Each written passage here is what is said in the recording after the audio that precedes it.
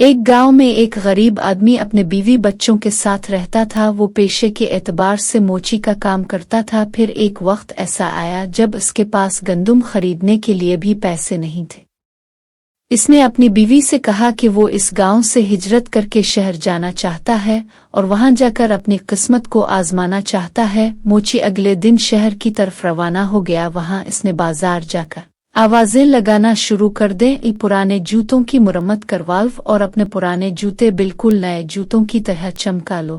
पहले दिन तो इससे कोई काम ना मिला। अगले दिन वो शहर की सड़कों पर आवाज लगाते हुए गिल्ली गिल्ली घूम रहा था।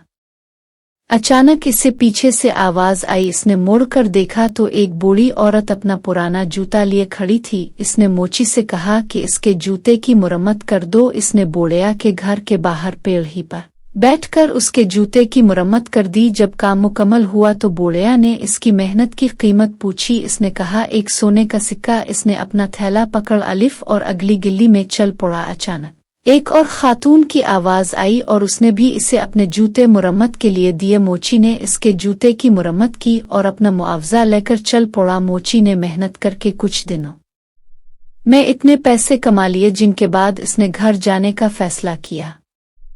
इसने 4 सोने के सिक्के कमा लिए। इनमें से 2 सोने के सिक्कों में से इसने एक गधा फरोख्त और बाकी 2 सोने के सिक्के लेकर घर की तरफ चल पड़ा और अपना सामान गधे पर लाद दिया। इसे अपने रास्ते से एक जंगल से गुजरना पड़ा और वहां इसे नए डाकुओं का गिरोह देखा तो परेशान हो गया। मोची दानिशमंद था। इसने हिम्मत ना हारी और एक मंसूबा बनाया। इसने 1 सोने का सिक्का गधे की गर्दन पर बांध दिया और चल पड़ा। डाकुओं ने इसे रोक लिया और कहा तुम्हारे पास जितने पैसे हैं हमें दे दो। मोची ने कहा मैं गरीब हूँ, मेरे पास इस गधे के सिवा कुछ नहीं।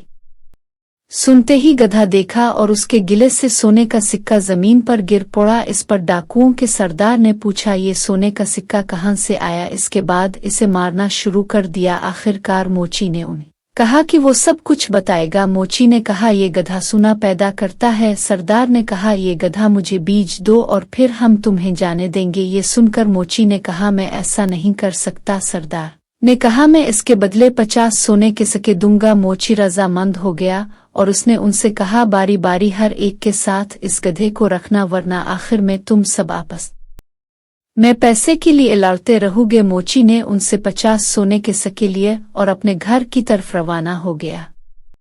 मोची ने पैसों से पोल्ट्री फार्म खरीदा। दूसरी तरफ चूर भी अपने अड्डे पर पहुंच गए थे। सरदार ने कहा मैं पहले दिन इस गधे को रखूंगा और गधे को अपने साथ लेकर पास सो लिया। इसे यकीन था कि मैं अमीर हो जाऊंगा, पर जब सुबह खिली तो सोना न पाया। एक एक करके सभी डाकुओं ने इस गधे को साथ रखा, फिर सोना किसी को ना मिला।